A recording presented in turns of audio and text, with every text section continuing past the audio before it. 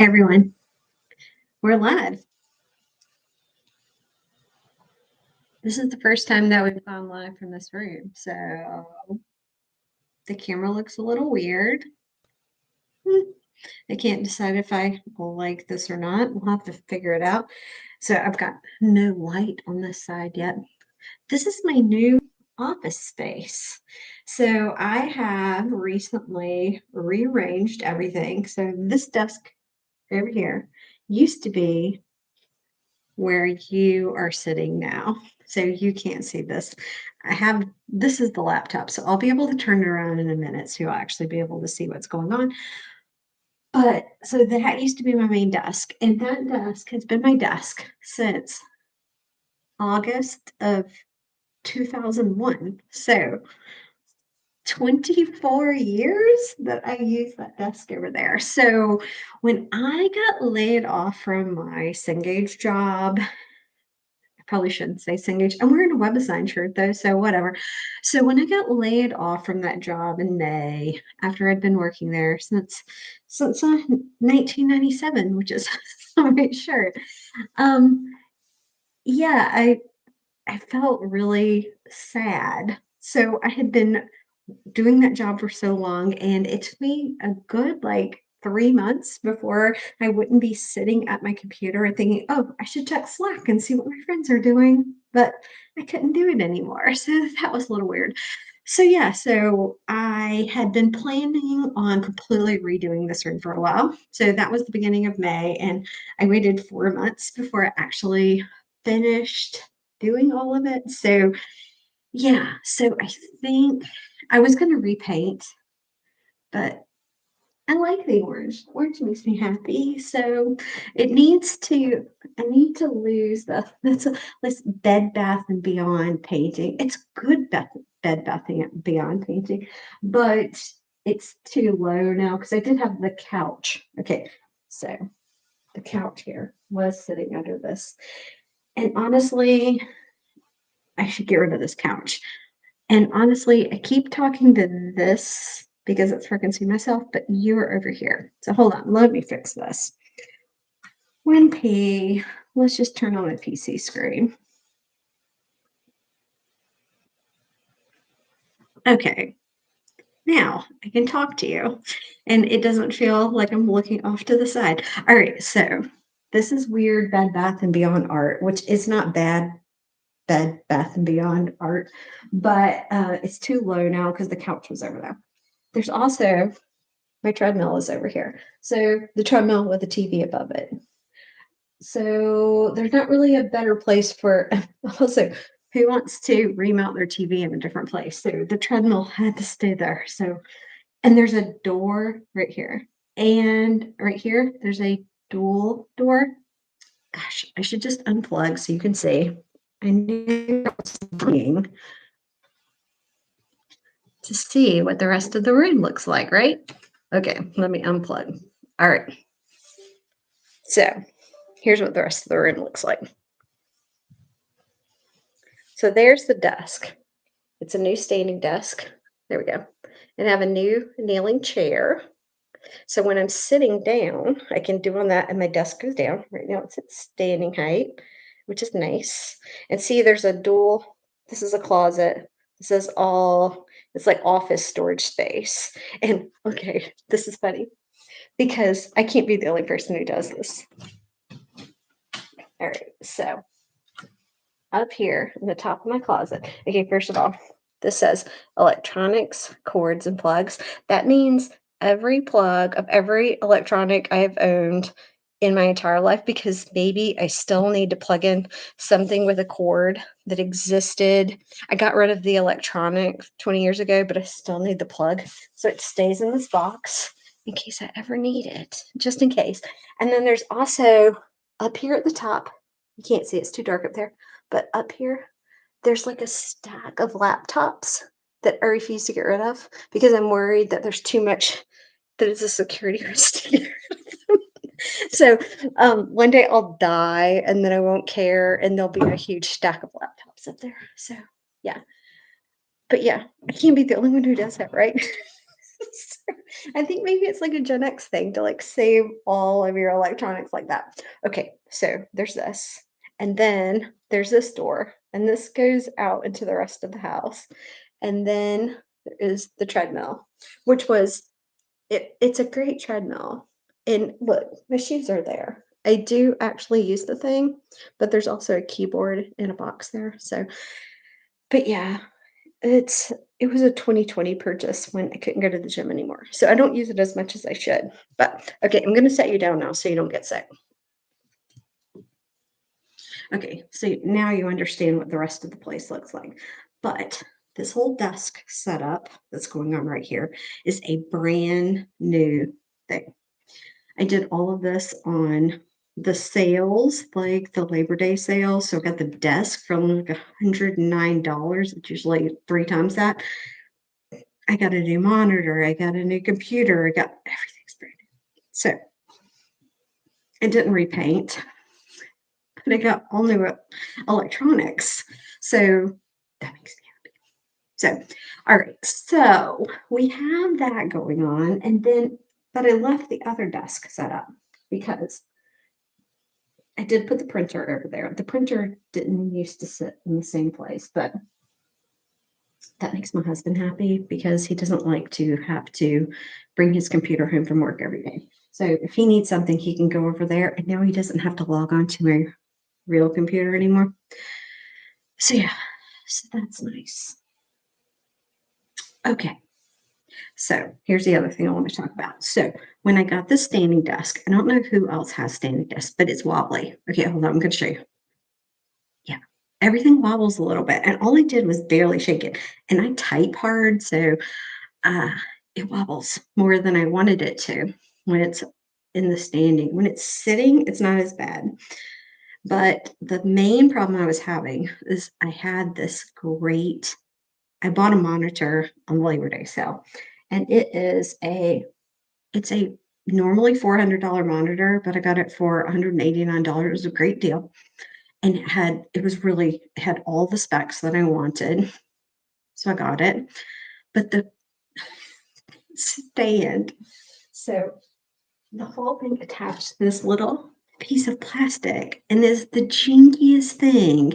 It was like balancing. It would have been better if I just set this pin and balanced the monitor on it. It was so wobbly. So I did buy a new like $21 heavyweight thing, and that actually did fix the problem. So yeah. So you buy a monitor on sale, and then you have to spend more money so that it's not shaking all over the place and driving you crazy.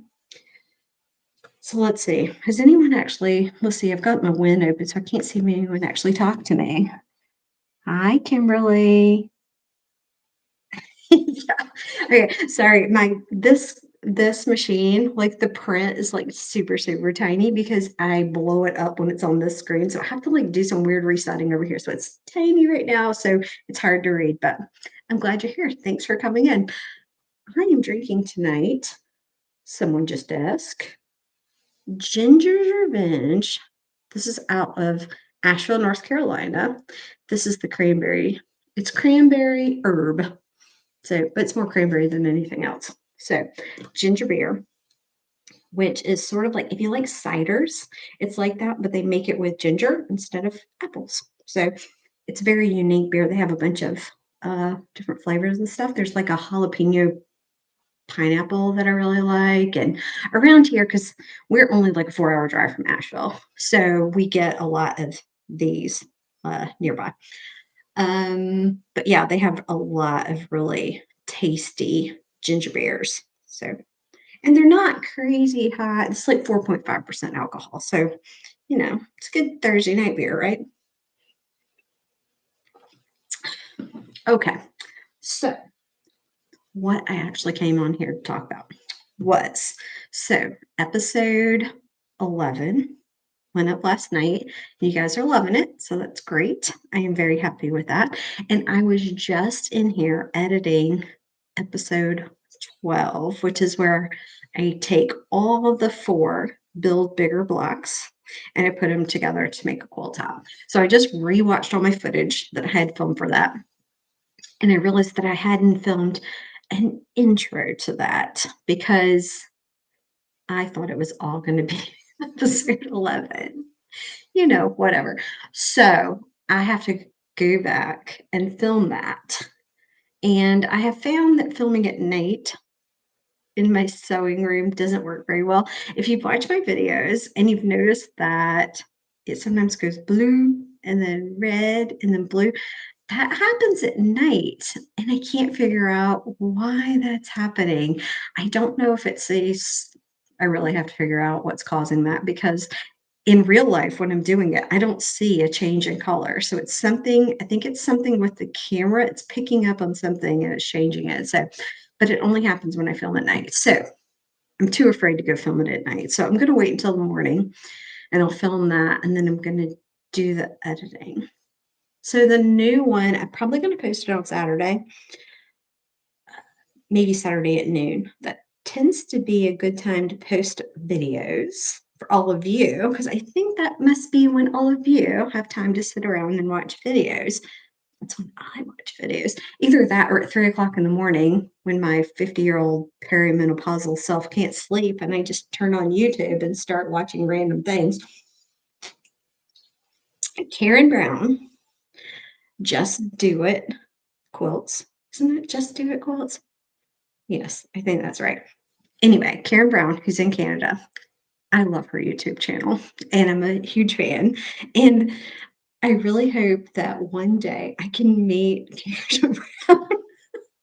So there's like people who are like, I want to meet Taylor Swift or Oprah Winfrey or whoever it is that they want to meet. And I'm just like, I just want to meet Karen Brown. She seems amazing and I really want to hang out with her. So, Karen Brown, let's meet sometime. Okay, so let's see. What else is, yeah, just get it done. That's it. Yes. Thank you. I knew it wasn't crazy. I'm just like, it's right on the tip of my tongue.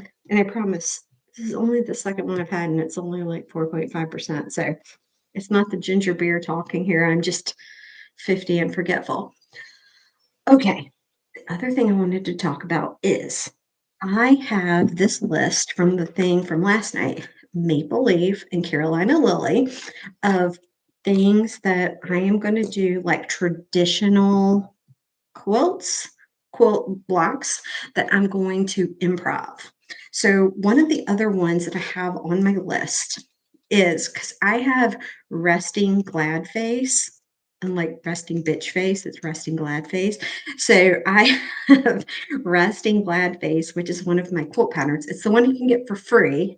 If you go to my website and sign up for my email list, you get that one for free. So, but the blocks there are all made out of, it's a traditional quilt pattern. It is not improv, but the individual blocks are all half square triangles. The whole quilt is half square triangles, just in different orientations and different colors. So I just realized like the little green light from my mic shines through the shirt. That's funny. Okay, um, so it's all half square triangles, and that's really easy to do improv. And it's less fussy than the actual method in the pattern. So I'm thinking because maybe I'll start there because I can give people the pattern for free. They don't have to like go buy a pattern or anything. They can get that. And then I can say, hey, here's how you do it for improv. And so it's my pattern, but I'm showing a different way to do it beyond what is shown in the pattern. So I like the idea. I think that's where I'm going to go with the next episode. I'm going to start there and then I'm going to branch out. But if anyone has any ideas, yes, Pat Sloan is really good too. I really love Pat Sloan. I also love, there's the lady named Sandy, Sewing with Sandy, I think is her name. I don't actually know where she's based, but she says she has a hard time finding pattern. She talks about that she's in Europe, I think. So I don't know where she's located, but she's really interesting to watch. She does like, she does good camera work. So it's the person who's like now looking at that. She does like face on, she does over, she does under, she does good editing. So I really like that show. But yeah, I'm kind of leaning towards starting. The other thing I'm thinking about, because I was just looking at my numbers for video watching today. And by far, the video of the first 11 that I've posted, the one that has gotten the most views is the stack work video, which to this day shocks me because I almost didn't make that video. So, so I'm really glad I did because I realized that other people didn't know how to do that apparently, and I just assumed it was the thing everyone knew how to do. I don't know why I thought that. I learned how to do that. It was one of the first improv things I ever learned how to do. So I just thought everyone knows how to do this. Weird assumption, but hey. So you can do any kind of block with that. So let's just think of just take a square of fabric and then let's say there's a block that has three different fabrics. And so you pile three squares up of three different fabrics. And then you say, okay, well, it's a 9 patch. So you cut two and two, and then whatever shapes, if there's like half square triangles or whatever kind of shapes are, you just cut them and then you just rearrange the fabrics and sew them together. So there's nothing more complicated than that. You just lay it out and cut where the sewing lines are and then rearrange the fabrics. And I think that might blow people's minds. I don't think people have thought about that based on the fact that so many people didn't know about stack work. So maybe I start there instead of going with resting glad face first. So, and I have decided on the name. So when I was on live last night, or yesterday afternoon, whenever I was on, I hadn't decided on the name yet, but I've decided now it's going to be improv everything. Just 2 words. I was gonna say you can improv everything, but it's like, it's just gonna get too much. So it's gonna be improv everything with an exclamation. Let's see. Sorry, I can't see. Well, hold on, I gotta make this like font bigger.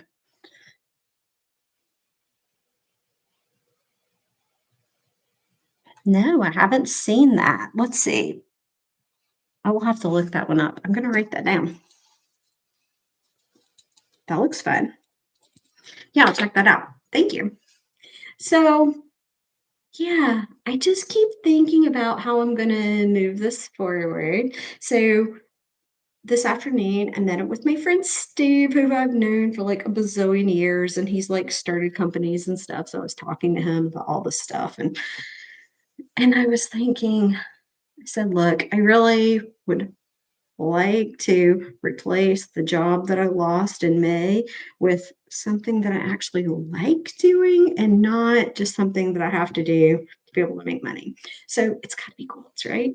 So this has got to work. So the job I lost in May, though, because I had worked there for so long, they had a great severance package and they're paying me until the end of January. So I have until the end of January to figure it out. If I don't have a plan in place by the end of January. I don't know. Am I going to go back to waiting tables or like bartending or something? I don't know. But yeah, so hopefully not. So we all just like buy some books and like watch me on YouTube and stuff. So, and go to my classes so that I don't have to go back to doing math for a living as my second job because I do math. It's my first job. So yeah, so I've had two full-time jobs since the late 90s. And now I'm down to one full-time job plus this. That's why I'm a little psychotic because I'm used to working 70 hours a week and sitting around. And now I'm like, I don't have enough stuff to do. It's ridiculous. I think I can make this happen, but I'm going to need all of you to help me out here. I would really, really, really like to turn all of this into an actual job because my other job, I work for the state of North Carolina, and in 3 years, three, it's like 3 years, 4 months, 2 weeks, and 3 days, not that anyone's counting. Yeah, so I can retire and get a full pension, and they have to pay me for the rest of my life. So I would like to retire from that job and then just do quilting all the time until I die. Wouldn't that be nice? But then also be able to afford to eat. That would be good. So, okay. Well, I think I've rambled a lot now. I don't even know how long this is going on. 20 minutes. Yes, 20 minutes I've been rambling, and yeah, that's about right. So I work from home and I sit around in my house all day. And I do have a husband I can talk to, but he gets bored by these things. And I do occasionally leave my house and go see my friends and things. But, you know, the lives are good. Eventually, there will be more people who show up for these, and you guys will like talk to me, and I won't just be rambling to myself and hoping that people watch it later. But yeah, so episodes 1 through 11 of The Quilty Life with Jen George Burt are now up and running. So if you haven't watched them, make sure you go watch that. And I'm going to have episode 12. I'm going to finish editing that after I turn this off. And then episode 13 is to be determined. I think I'll probably record it this weekend. And I will let you guys in the social club know first what I'm doing. Okay, so I'm going to log out. Let's see. Oh, you're actually working out. Yeah, I'm working out by lifting this beer. I really should go get on the treadmill. But I do that at lunchtime. Treadmill's lunchtime. Maybe I'll start doing like social club lunchtime. But I don't know. You're probably like me bouncing along would probably make people sick. So no, we won't do that. All right. Have a lovely night, and I will see you again later. And for those of you watching this at a different time, thanks for watching, and I'll see you again.